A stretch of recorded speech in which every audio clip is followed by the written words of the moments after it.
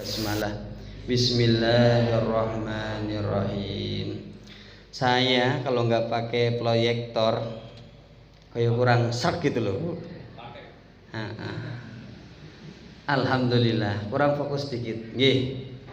Kajian malam hari ini langsung saja sebagaimana yang pernah saya sampaikan di Masjid Al-Mu'awanah Bapak Ibu, yaitu kitab Riyadhus Shalihin di yang ke-8. Kan lagi viral masalah pembunuhan soalnya. Betul apa betul? Nah, ya nggak usah lama-lama lah Bapak Ibu, setengah jam saja nggih. Saya sudah capek ini. Udah dari sore tadi. Ibu Bapak langsung saja bisa disimak materi malam hari ini tentang berhati-hati dengan nyawanya seorang muslim. Ngambil dalilnya dari mana? Yaitu hadis di dalam kitab Riyadhus Shalihin Babul Ikhlas, hadis yang ke-8. Hadisnya adalah wa an Abi Musa Abdullah ibnu Qais al-As'ari. Hadis ini disampaikan oleh sahabat Nabi yang bernama Abu Musa. Qala su'ila Rasulullah sallallahu alaihi wasallam. Suatu hari ibu bapak, ada seseorang yang bertanya kepada Nabi. Tanya apa? Anir rajul yuqatilu syaja'ah. Ya Rasulullah, bagaimana pendapat engkau? Ada seseorang yang berperang, dia sampai membunuh, akan tetapi dia niat membunuh demi menunjukkan bahwa dia ini orang yang berani. Wa yuqatilu hamiyah, dan ada orang yang berperang sampai membunuh, ternyata niat di belakangnya fanatisme untuk membela kabilahnya. Wa yuqatilu riya'an, dan yang nomor 3 ya Rasulullah, ada orang yang membunuh ternyata motif di baliknya dia ingin pamer dipuji oleh orang lain. Ayudzalika fi sabilillah. Dari 3 orang ini siapakah yang disebut berjuang di jalan Allah? Faqala Rasulullah sallallahu alaihi wasallam, kemudian Nabi menjawab, man qatala litakunna kalimatullah hiya ulya. Orang yang berperang sampai menghilangkan nyawa seseorang tetapi karena Allah, maka dialah yang paling tinggi, fahuwa fi sabilillah, dan dialah yang disebut orang yang berjuang di jalan Allah. Inilah teks hadis secara keseluruhannya. Kita kupas ibu dan bapak. Yang pertama, hadis ini disampaikan oleh Abu Musa al-As'ari. Siapa beliau ini? Abu Musa al-As'ari adalah sahabat Nabi Muhammad generasi pertama. Jadi orang-orang yang masuk Islam pada generasi pertama. Beliau ini bukan orang Mekah, bukan orang Madinah, tetapi orang Yaman. Ibu, bapak, beliau ini pernah tinggal di Yaman, pernah tinggal di Mekah, pernah tinggal di Basrah, pernah tinggal di Kufah. Dan beliau ini wafatnya dalam keadaan natural alias karena masa tua. Ibu dan bapak, Nabi Muhammad pernah memuji Abu Musa al-As'ari. Apa kelebihan sahabat ini? Dalam riwayat At-Tirmidzi, ya Aba Musa, laqad u'tita mizmaran min mazamiri ali Dawud. Wahai Abu Musa al-As'ari, sesungguhnya engkau ini telah diberikan suara yang merdu sebagaimana keluarganya Nabi Dawud alaihi salam. Jadi ibu dan bapak, Nabi Dawud itu kalau membaca Zabur, maka pohon-pohon, hewan-hewan terpesona Bapak Ibu. Saking indah suaranya. Makanya orang yang hafal Quran banyak itu banyak. Artinya orang yang hafal Quran jumlahnya banyak, tapi hafal Quran plus suaranya merdu itu jumlahnya. Nah, kayak imamnya Masjid Amanah ini ya. Wah, ini nyeneng kayak gini. Udah hafalannya banyak plus suaranya merdu. Ini paket komplit Bapak Ibu. Nah, Ibu dan Bapak, Abu Musa al-As'ari ini nama aslinya Abdullah bin Kai. Kalau Abu Musa itu nama kunyahnya. Memang orang Arab itu senang dipanggil menggunakan kunyah, yaitu dipanggil menggunakan nama anaknya. Abu Musa, Abu artinya bapak, Musa jeneng anake. Berarti Abu Musa bapake Musa. Beliau ini ternyata orangnya tidak tinggi, jenggotnya juga tidak terlalu banyak. Ibu dan bapak, Abu Musa al-As'ari tadi orang mana? Orang Yaman.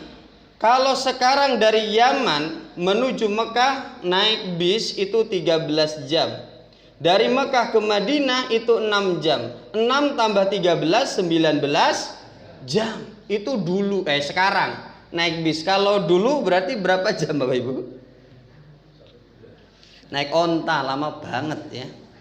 Makanya Bu, Pak, ketika rombongan Abu Musa al-As'ari dari Yaman menuju Madinah oleh Nabi Muhammad SAW, rombongan ini sudah dipuji. Sebagaimana dalam hadis riwayat Ahmad, yuqaddimu alaikum ghadan, wahai sahabatku orang-orang Madinah, besok akan datang sekelompok orang-orang dari negeri Yaman, kaumun hum arakun kuluban, mereka ini hatinya sangat lembut, lil Islam minkum, lebih lembut daripada kalian terhadap Islam. Jadi memang orang Yaman ibu dan bapak terkenal orangnya alim-alim, penuh hikmah, ahli fikih, hatinya lembut-lembut. Makanya para habaib kebanyakan menyekolahkan anak-anaknya ke Hadrul Maut di daerah Yaman. Dan Abu Musa al-As'ari termasuk sahabat yang beruntung karena pernah didoakan oleh Nabi menjadi calon penghuni surga. Allahumma gfirli Abdullah ibni Qais dan bahu. Ya Allah, ampunilah dosa-dosanya Abu Musa al-As'ari. Wa adkhilhu yaumal qiyamah, masukkanlah Abu Musa al-As'ari besok di akhirat ya Allah, mudkhalan kariman, ke dalam surga yang penuh dengan kenikmatan. Beruntung ibu dan bapak. Selanjutnya ibu dan bapak, Abu Musa al-As'ari ini wafatnya bukan di medan perang. Wafatnya bukan karena dibunuh, tetapi natural karena memang dimakan usia, ajalnya sudah datang. Di masa tuanya Masya Allah, Abu Musa al-As'ari sregep ibadah tenanan, sampai orang-orang di sekelilingnya itu rodok was-was. Maksudnya, wahai Abu Musa al-As'ari, kamu koyo-ngoyo banget sih ibadahnya gitu loh. Sampai terheran-heran. Memang ciri orang yang mau meninggal husnul khotimah, sebelum dia meninggal istakmalahu, oleh Allah itu disibukkan berbuat amal soleh.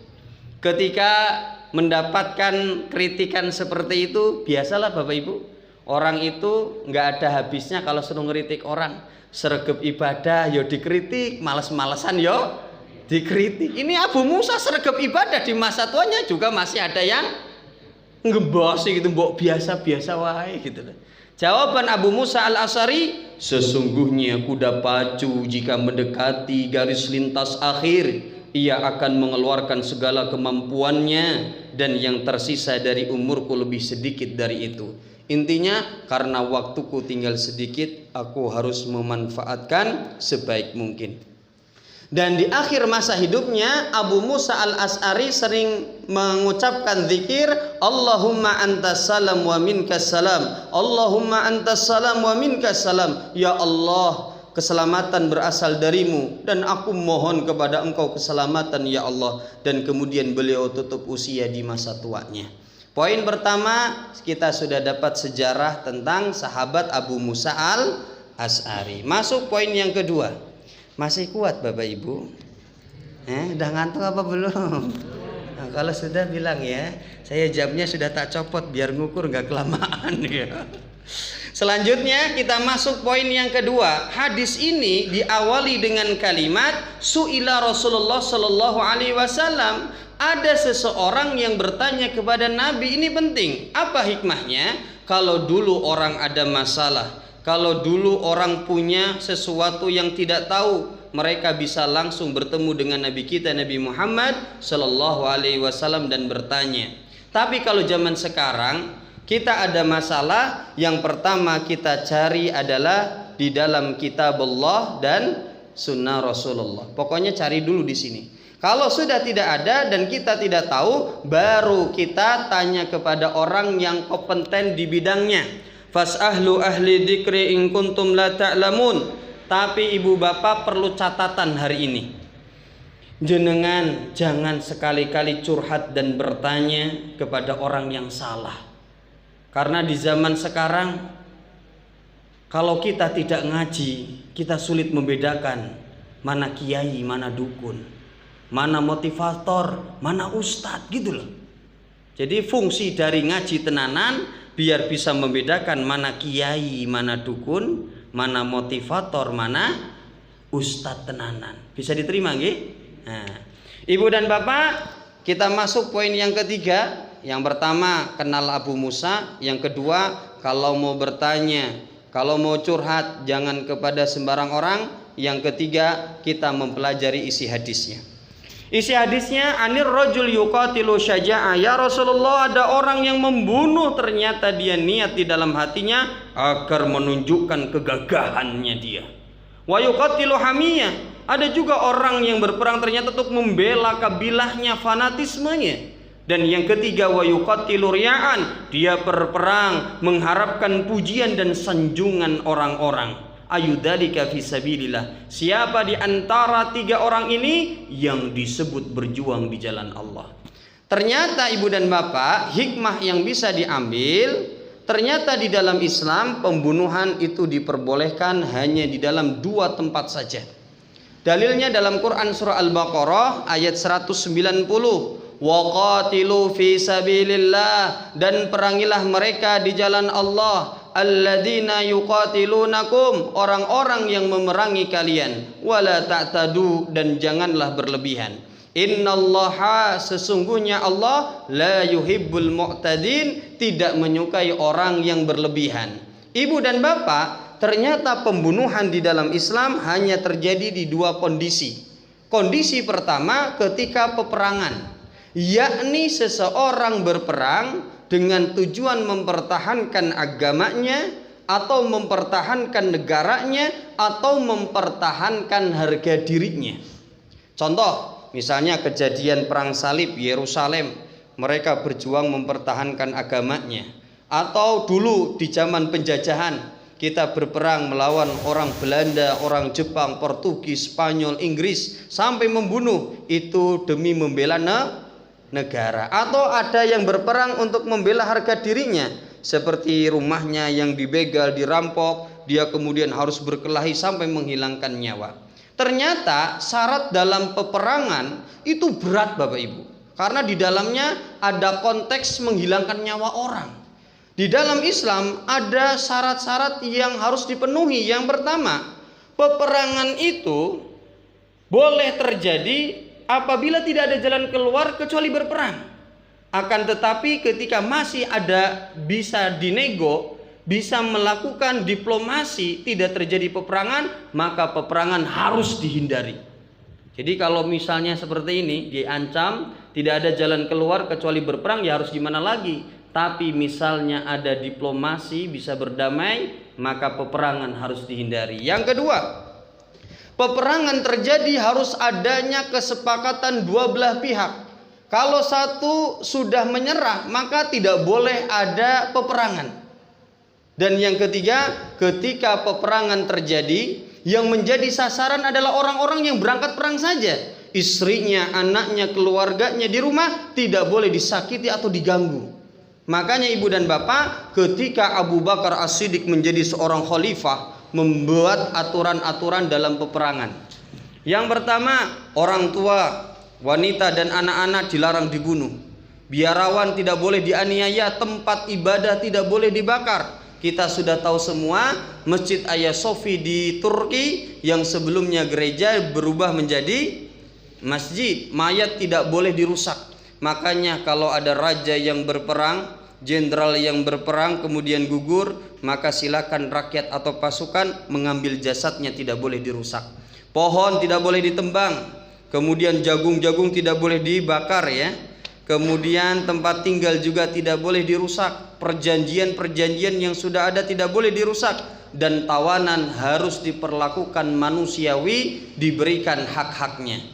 Itulah yang pertama, kondisi ketika peperangan. Yang kedua, orang ini diperbolehkan melakukan menghilangkan nyawa ketika mendapatkan tugas. Artinya menghukum orang yang melakukan perbuatan kriminal. Nah, ini yang terjadi di beberapa saat belakangan ini. Kasus apa? Wawon CS misalnya, yang telah membunuh berapa orang Bapak Ibu? 9 orang dibagi 2 ya. Yang setengahnya dibunuh karena motif ekonomi untuk diambil hartanya, yang setengahnya ternyata yang dibunuh adalah keluarganya, karena keluarga Wawon tahu kelakuan siapa? Wawonnya. Ternyata ibu dan bapak, di alam dunia saja orang yang berani menghilangkan nyawa itu hukumannya berat. Dalam kitab Undang-Undang Hukum Pidana pasal 340, orang yang menghilangkan nyawa dengan terencana, hukuman paling ringan minimal yaitu penjara seumur hidup dan maksimal ditembak mati. Bagaimana tembak mati di Indonesia? 4 terpidana mati dieksekusi oleh regu tembak. Eksekusi mati dilakukan melalui serangkaian tahapan. Apa saja? Berikut informasinya.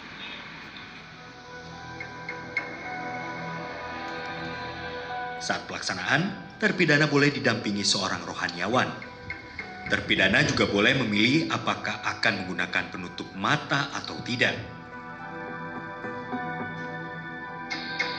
Eksekusi mati dilakukan oleh 12 personil regu tembak dari Brimob Kepolisian. Terpidana dieksekusi dari jarak 5 hingga 10 meter. Kalau di Indonesia ditembak, kalau di Saudi diapain?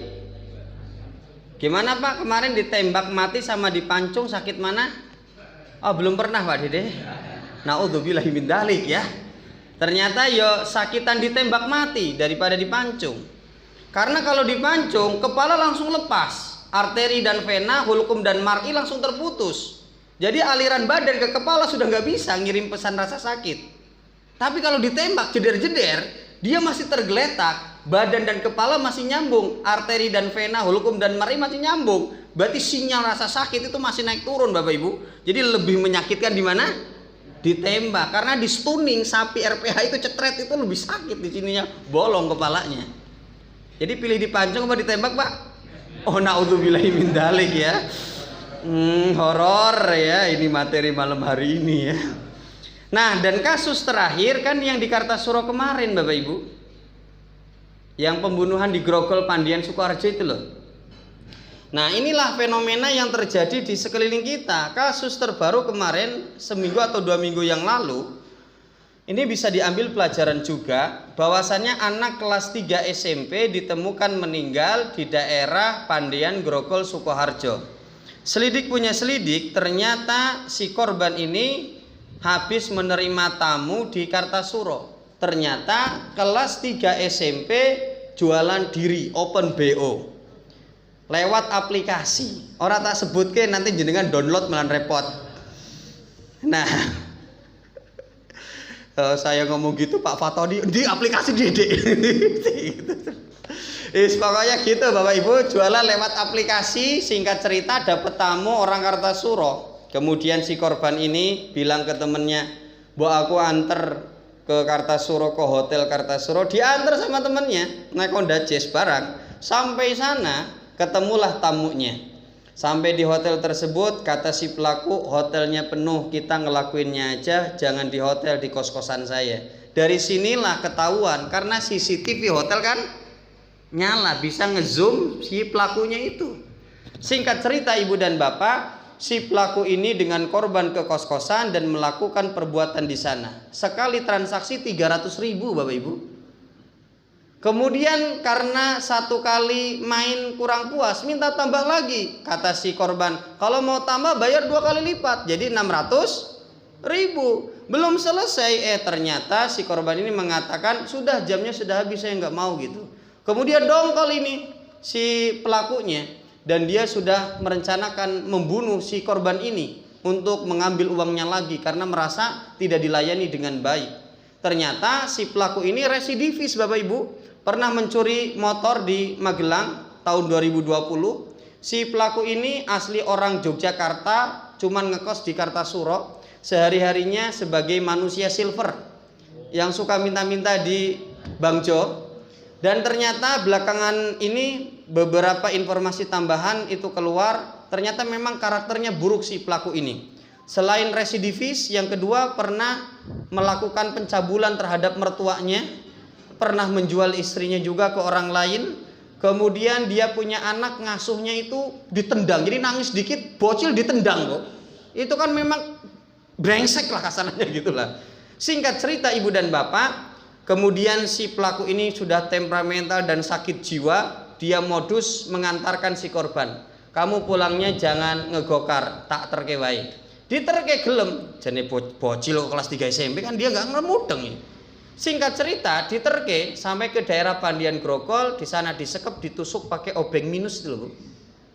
Kurang puas kemudian digorok lehernya biar cepat matinya katanya. Singkat cerita, si pelaku ini kemudian kembali ke kos-kosannya di Kartasuro dan naik bis dari Kartasuro ke Jawa Timur karena mau pulang ke Sumatera kalau nggak salah. Ketemu istri dan anaknya di sana gitu. Ketangkepnya di Sumatera Bapak Ibu. Nah, Ibu dan Bapak, saya baca kisah ini di solopos.com dan di sana dijabarkan beberapa pesan moral yang bisa diambil atau pelajaran yang kita bisa ambil. Yang pertama adalah ini pentingnya ada kontrol sosial Bapak Ibu. Artinya anak kita nggak boleh kita umbar bebaskan sakarepmu, itu ora oleh. Sesibuk apapun kita kerja, anak punya hak untuk kita kontrol gitu loh Bapak Ibu. Betul apa betul? Anak cucu juga sama. Makanya HP itu berkala dicek aplikasi mana yang boleh, aplikasi mana yang tidak boleh. Selanjutnya, anak itu penting diberikan lingkungan yang baik, pendidikan yang baik.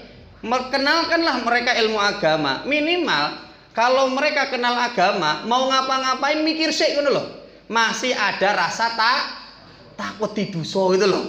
Cek mikir gitu loh. Kalau ndak kenal, blas wae. Kemudian ini yang paling penting juga, ternyata teman ini memberikan pengaruh yang besar. As-sahibu sahibun, teman itu akan memberikan pengaruh kepada temannya. Ini fatal Bu yang nomor 4 ini. Saya sampaikan Bu, masih kuat kan? Ini saya pernah cerita ini tak ulang-ulang. Jenengan senang makan bruto goreng ayam Bu? Mboten nggih? Kok saya suka ya Pak. Dulu saya juga gilo Pak. Gilo ya. Kok sekarang senang itu gara-gara efek saya berteman sama orang yayasan Solo pokoknya. Saya dijajake terus iki lho Dek enak mosok enak pokoknya. Tak ora enak, kok lama-lama enak ya gitu loh ya. Sampai sekarang saya enggak gila malahan ya Allah. Saya juga punya teman namanya Pak Andi, guru SBK, orang Singopuran, Kartasuro. Ya nek sekali-kali ya tak jajan ke bakso bareng. Saya paling seneng makan bakso kasih sambal, kasih cuka. Pedes terus kecut kan nyeneng kayak Bu. Pak Andi ini enggak seneng cuka. Coba enak panas-panas keringetan ngono ya. Mosok to iya. Sekarang ya ketularan Bu. Kalau jajan sama istrinya beli bakso yang dicari cuka. Makanan selera temen saja bisa ngefek ke kita. Betul apa betul? Apalagi karakter buruknya. Dan kejadian tadi diantar ke hotel pun sing nganter siapa? Koncone. Wah ini fatal sekali anak-anak kita punya temen ya. Dan selanjutnya akses informasi. Ternyata bocil-bocil kita, anak-anak kita itu belum punya filter Bapak Ibu.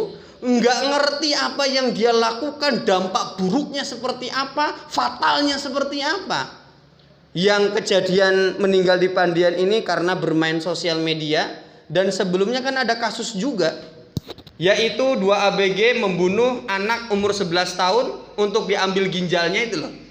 Ketika anaknya sudah dibunuh, mau diambil ginjalnya bingung, ginjalnya sebelah mana Pak? Kan ini kalau dalam bahasa Arab jahil murokab. Jadi kebodohan yang berlipat-lipat gitu loh. Ternyata oleh polisi melakukan 2 pendekatan psikologis dan sosiologis.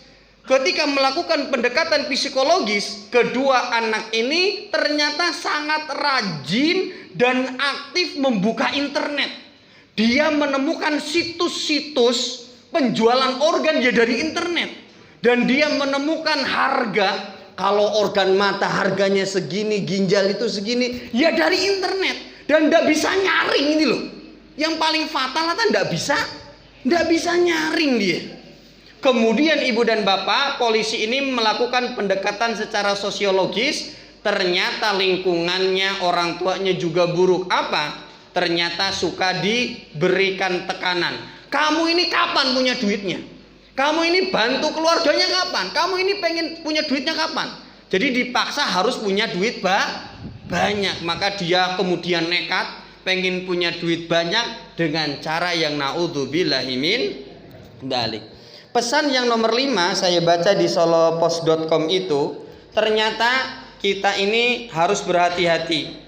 Ketika anak tumbuh di lingkungan yang penuh dengan konflik, keluarganya penuh konflik, di sekolah dia penuh konflik, lingkungan tempat mainnya penuh konflik, maka konflik-konflik ini akan menimbulkan inner child, yaitu luka di masa kecilnya. Memang badannya sehat, resik, ginu-ginu, kimplah-kimplah, tetapi pemikiran dan hati serta jiwanya terluka parah. Kita kan tidak tahu.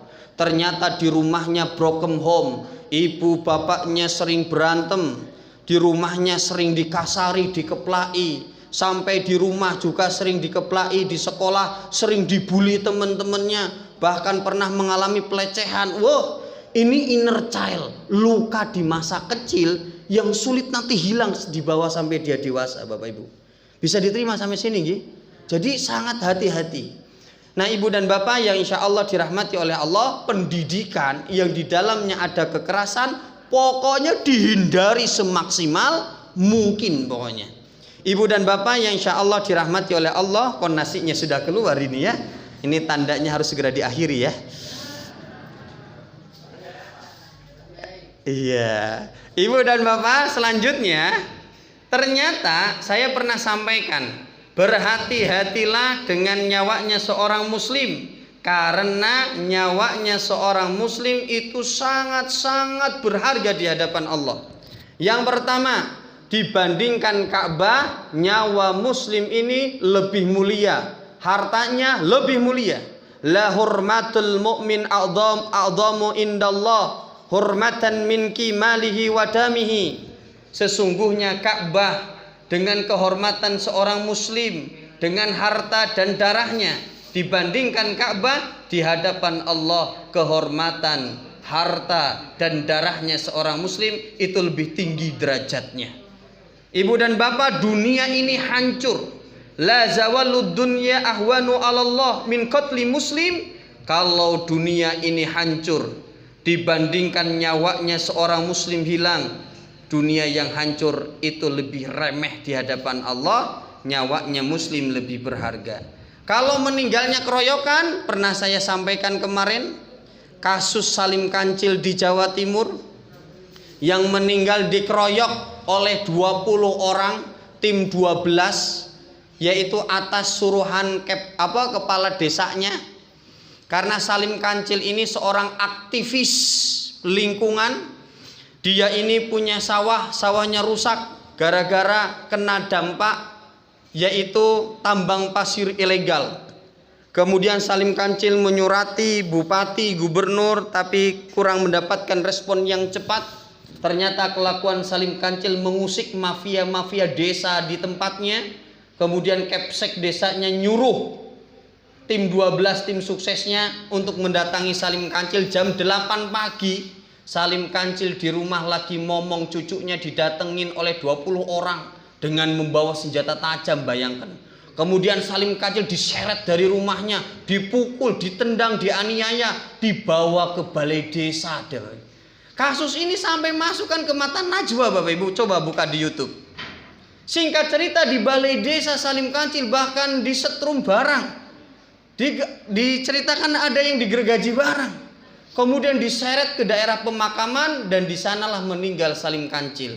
Bagaimana hukumnya ini Pak Dede main keroyokan gini? Di dalam hadis diterangkan Ibu dan Bapak, riwayat At-Tabrani, lau anna ahlus sama wa ahlul ardi, seandainya penduduk langit dan bumi berkumpul ala qatli muslim, berencana membunuh seorang muslim, lakabahumullahu jami'an ala wujuhim finnar, maka orang yang berkelompok ini besok di akhirat wajahnya akan dipanggang semua, Bapak Ibu. Jadi kena semua.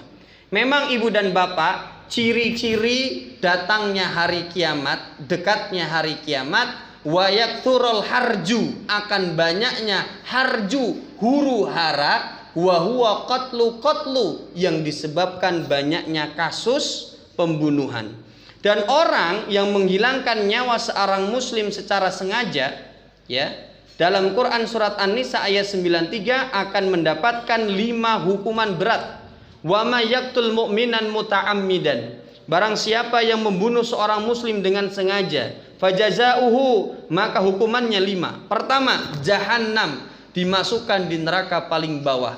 Yang kedua, khalidan fiha, kekal di dalamnya. Ketiga, wa ghadiballahu alaihi, Allah murka kepada dia. Keempat, wala'annahu, Allah melaknat dia.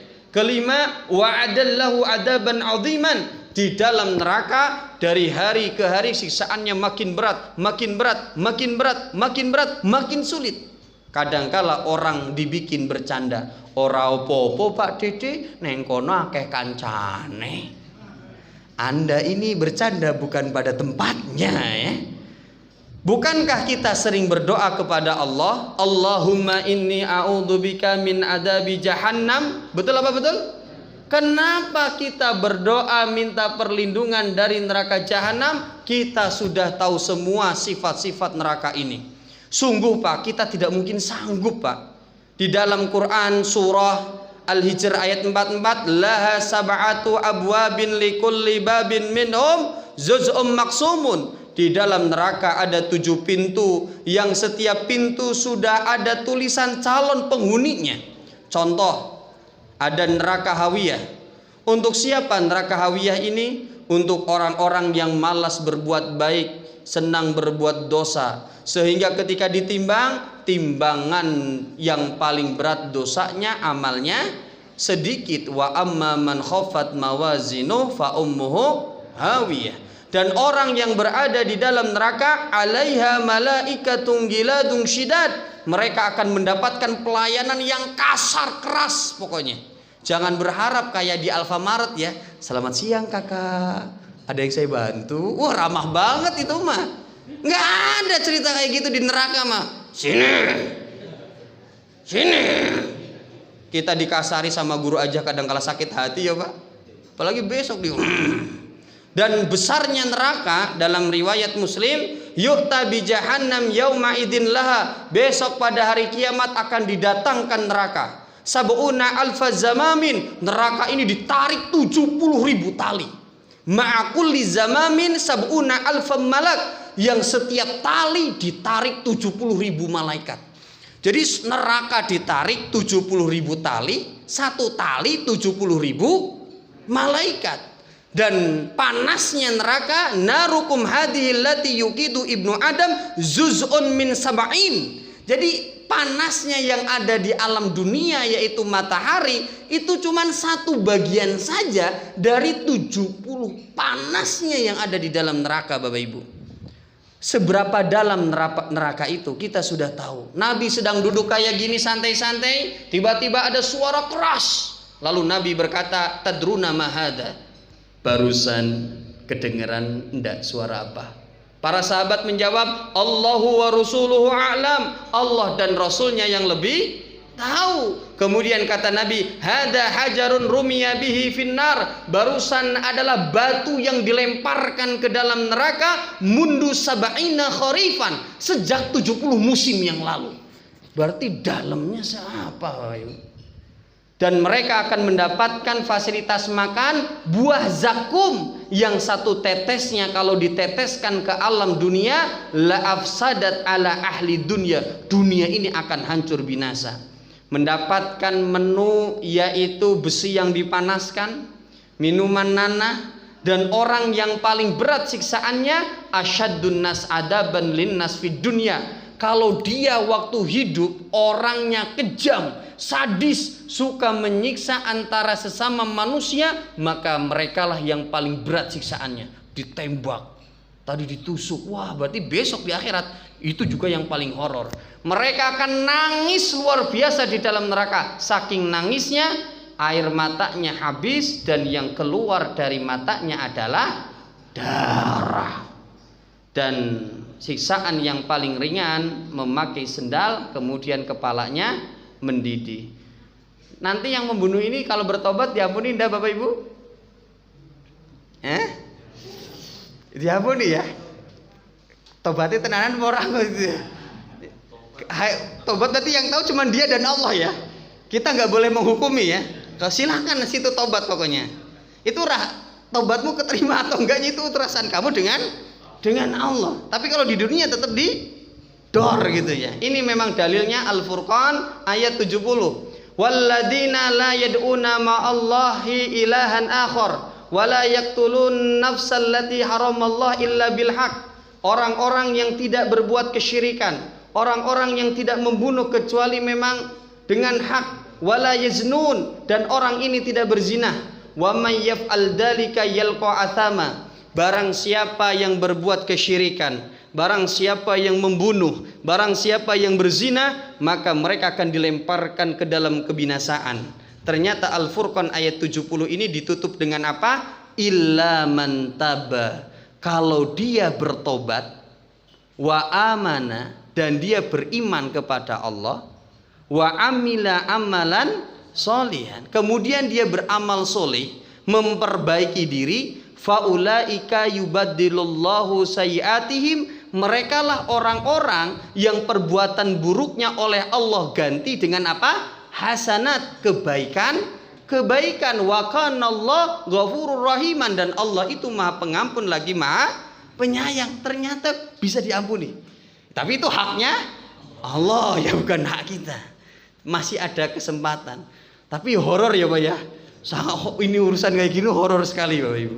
Nah, singkat cerita Ibu dan Bapak yang insya Allah dirahmati oleh Allah Subhanahu wa Ta'ala, kita lanjutkan di sesi terakhir. Ini sudah selesai. Di sesi hadis tadi kan disebutkan dari 3 orang itu yang membunuh, siapa yang disebut berjuang di jalan Allah, man qattala litakuna kalimatullah, ketika dia memang membunuh untuk Allah, uliya, dialah yang paling tinggi, fahuwa fisabilillah, dan dialah yang disebut berjuang di jalan Allah. Yaitu contohnya Imam Ali radhiyallahu anhu ketika berperang, musuhnya sudah jatuh, pedangnya mau dihunuskan, ternyata musuhnya malahan meludah ke wajahnya Ali. Ali kemudian tidak jadi menyabatkan pedangnya. Lalu musuhnya berkata, wahai Ali, kenapa engkau tidak jadi menyabatkan pedangmu? Dulu di awal aku berperang denganmu tadi barusan, aku niatnya karena Allah, membela agama gitu ya, karena engkau memerangi agamaku gitu. Tetapi kemudian kau meludah dan aku akan membunuhmu, itu bergeser niatku karena emosiku, bukan karena Allah, maka aku menghindari. Nah, begitu Bapak Ibu. Jadi bagaimana orang yang membunuh tetapi karena berani, karena ria dan fanatisme, dosa atau enggak? Kayak orang dia sudah melaksanakan sholat tapi sholatnya sasa edw gitu loh, dosa enggak? Wudunya sampai na edw, rukuk sujudnya mendahului imam urung salam wis kabur sih gitu loh, kan kelenger dia. Orang yang sholat malahan mendapatkan dosa. Kalau dia berjihad niatnya salah, dia berjihad malahan mendapatkan dosa juga. Bisa diterima inti pengajiannya. Alhamdulillahirabbil alamin. Ibu-ibu sudah makan duluan deh. Kesimpulannya Mak, ini nih. Yang pertama yang bisa kita ambil pelajaran, hendaklah kalau kita tilawah Al-Quran memperbagus suara kita sebisanya. Koyo Abu Musa Al-Asy'ari, sebisanya kita. Kalau tidak bisa pasnya segitu ya sudah. Yang kedua, berhati-hatilah dengan dosa menghilangkan nyawa seorang muslim. Ini fatal sekali akibatnya. Dan yang terakhir, semua amal perbuatan itu hanya dapat dinilai baik jika baik pula niat yang terkandung di dalam hati orang yang melakukannya. Monggo kalau ada yang bertanya saya persilahkan. Kok jadi semangat saya ya? Monggo. Gimana Pak? Lumayan jelas nggih? Nggih. Monggo Pak, kita jaga anak-anak kita nggih, sekarang lagi musim penculikan dan sebagainya. Pokoknya juga kita ngasih edukasi kepada anak-anak kita tentang bahayanya internet. Kalau kita tidak mendampingi anak-anak kita, mereka takut salah nangkep, belum punya filter soalnya. Ibu dan Bapak, karena tidak ada pertanyaan dan nasinya sudah di depan kita semua, mari kita akhiri dengan membaca hamdalah dan doa kafaratul majelis. Alhamdulillahirabbil alamin. Subhanakallahumma wa bihamdika asyhadu an la ilaha illa anta astaghfiruka wa atubu ilaik. Wa akhiru da'wana anil hamdulillahirabbil alamin. Tsumma assalamu alaikum warahmatullahi wabarakatuh.